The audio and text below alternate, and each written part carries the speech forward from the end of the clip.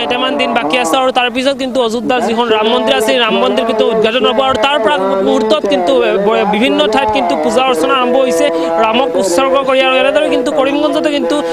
ৰাম মন্দিৰ প্ৰতিষ্ঠাৰ প্ৰাক মুহূৰ্তত কিন্তু প্ৰায় 108টা যজ্ঞকুণ্ড কিন্তু তেওঁলোকে পাতি কিন্তু তেওঁলোকে যজ্ঞ অনুষ্ঠান কৰিছে 108টা যজ্ঞকুণ্ডত আৰু এয়া হৈছে কৰিমগঞ্জত কৰা হৈছে এই পূজা অৰ্চনা আৰু এই পূজা অৰ্চনাৰ দৃশ্য আমি দেখুৱাইছোঁ এয়া হৈছে কৰিমগঞ্জৰ সাদাৰাচি এলেকাত এইখন যি পূজা এই পূজা অৰ্চনা চলি আছে ৰামক উৎসৰ্গ কৰি আৰু এনেদৰে কিন্তু প্ৰায় 108টা যজ্ঞকুণ্ড আছে আৰু যিবোৰ যজ্ঞকুণ্ডত কিন্তু যজ্ঞ অনুষ্ঠান চলি আছে মন্ত্ৰ উচ্চাৰণৰ মাজেৰে কিন্তু যজ্ঞ অনুষ্ঠান চলি আছে আপোনালোকে দেখি পাইছে যিসকল ভক্তপ্ৰাণ ৰাইজ আছে ৰাম ভক্তসকল আছে এই ৰাম ভক্তসকলে কিন্তু তেওঁলোকে যজ্ঞ অনুষ্ঠানত কিন্তু ভাগ লৈছে আৰু ৰামৰ যি মন্ত্ৰ উচ্চাৰণ এই ৰামৰ মন্ত্ৰ উচ্চাৰণে কিন্তু মুখৰিত হৈছে এইখন যিখন সাদাৰাচি গ্ৰামৰ যিখন যি যজ্ঞ অনুষ্ঠান এই অনুষ্ঠান আৰু আপোনালোকে ND24 দৰ্শকক দেখুৱাইছোঁ কৰিমগঞ্জৰ পৰা ইয়াতে আপোনালোকে দেখি পাইছে যে BSF সকলো কিন্তু উপস্থিত আছে এইখন যি যজ্ঞ অনুষ্ঠানৰ যি কাৰ্যক্ৰম এই যজ্ঞ অনুষ্ঠানৰ কাৰ্যক্ৰম আৰু যিহেতু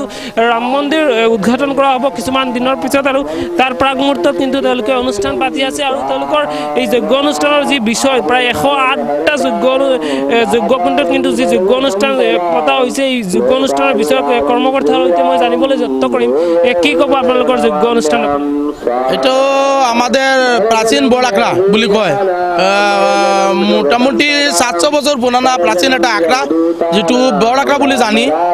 এবং এটার একটা ব্রাঞ্চ আছে বৃন্দাবনত যেটু সুরমাকুঞ্জ বলি কয় যেনে আমরা মানে পড়ার ধরে যেটা ডিগ্রি পাম এই ধরে একটা ধার্মিক লাইনের ডিগ্রি থাকে যেনে আমরা 1008 গৌর গোবিন্দ গোস্বামী মহারাজ এই যে আমাদের যজ্ঞ যেটু চলি আছে যজ্ঞটা চলি আছে মানে এটা আপনারা জানে যে রাম মন্দিরের প্রাণ প্রতিষ্ঠা হব 22 জানুয়ারি তারও প্রাণ প্রতিষ্ঠার উৎসবের লগতে সংগতি রাখি এটা যজ্ঞ চলি আছে 1008 হাবন কুণ্ড তাতে চলি আছে আর যজ্ঞত যিনি মেইন যিনি পূজারী আছে ই মানে আমার বৃন্দাবনের পৰা আহা যদুনন্দন শাস্ত্রী বিকালত তাতে আবার রামকথা পাঠ হব আর যজ্ঞর পিছতে প্রসাদ বিলাক তাতে বিতরণ হব একসেপ্টেশন আছে আমার কমিটির যিবিলাক মানুষ আছে তার মানে একসেপ্টেশন যেটু আছে প্রায় 5000 মানুষ আজি প্রসাদ পাব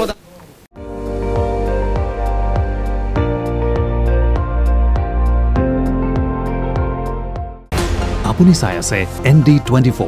সৰ্বশ্ৰেষ্ঠ নহয় সৰ্বোত্তমৰ দৌৰ